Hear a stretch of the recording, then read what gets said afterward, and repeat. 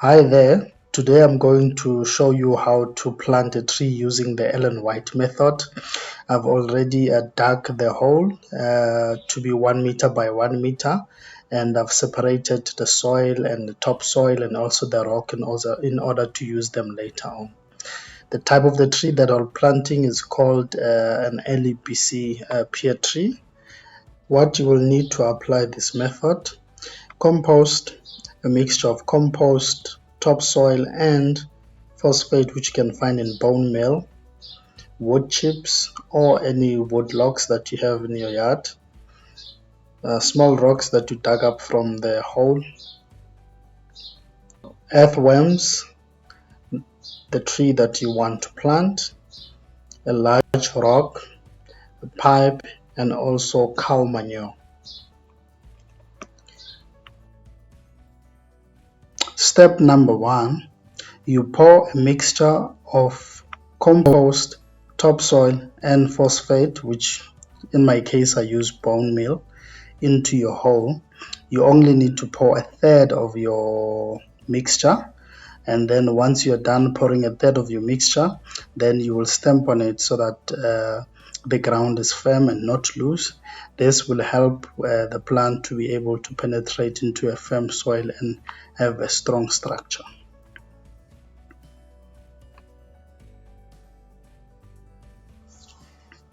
Step number 2: you throw in all the rocks that you have dug out from the hole or any additional rocks that you may have at your disposal into the hole.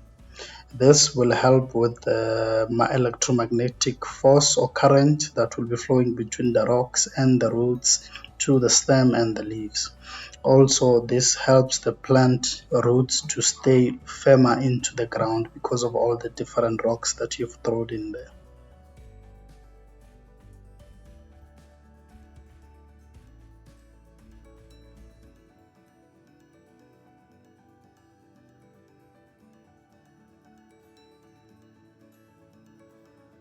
Once done with throwing the rocks, you can distribute your rocks equally or evenly on the hole so that at least you don't have all the rocks in the same spot. Step number 3: wood chips or PVC pipe for airflow. In my case, I opted to use both options as I have them available. Place the PVC pipe in the middle of the hole and then cover both ends with wood chips. Then pour a layer of wood chips on top of the pipe so that the wood chips cover the pipe. The reason why we are using wood chips or a PVC pipe is to help with the airflow or with the roots of the plant to breathe. The wood chips over time they will break and leave something like air pockets, and thus it will help the plant to breathe healthy.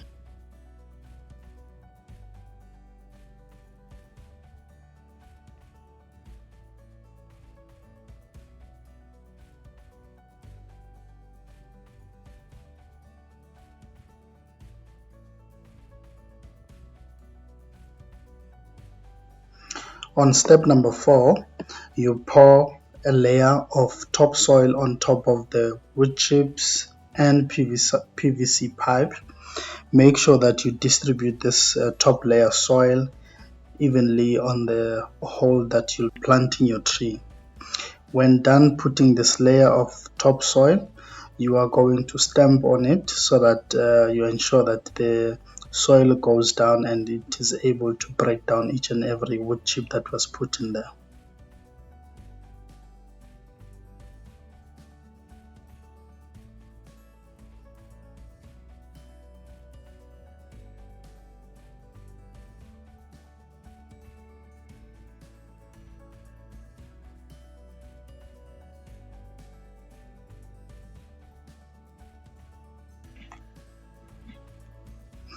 Step number 5: you place your large rock in the middle of your hole. In my case, since I don't have a large rock, I've used two rocks. The purpose of placing this rock is to ensure that the plant doesn't sink down as the wood chips break down.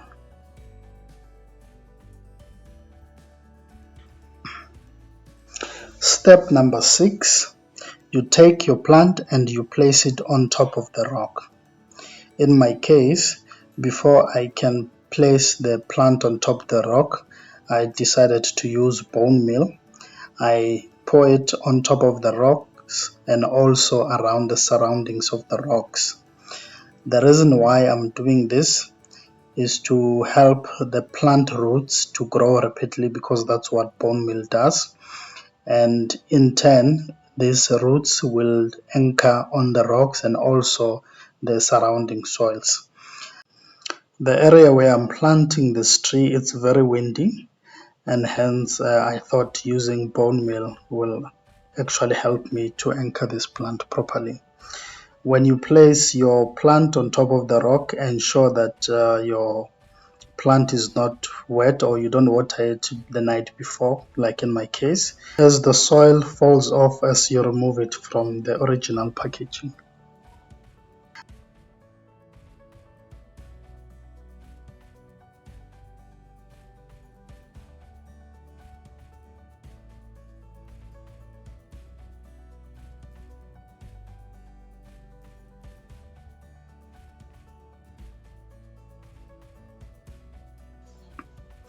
Step number 7, you pour your mixture of compost, topsoil and phosphate into the hole that you have dug. This would be the remaining third of your mixture that you'll be pouring into the hole. When you are done pouring this mixture into your hole, then you will stamp on it to ensure that the soil is firm and rigid for the plant roots to go through it.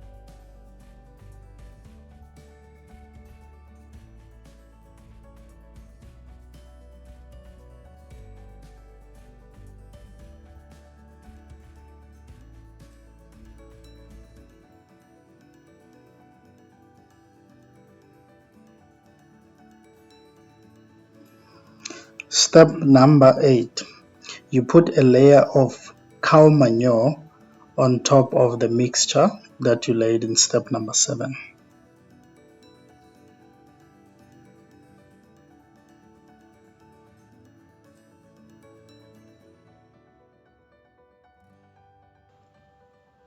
Step number 9, the earthworms. It's now time to introduce the earthworms into your plants. The earthworms will be eating the cow manure and any breakable material in the soil.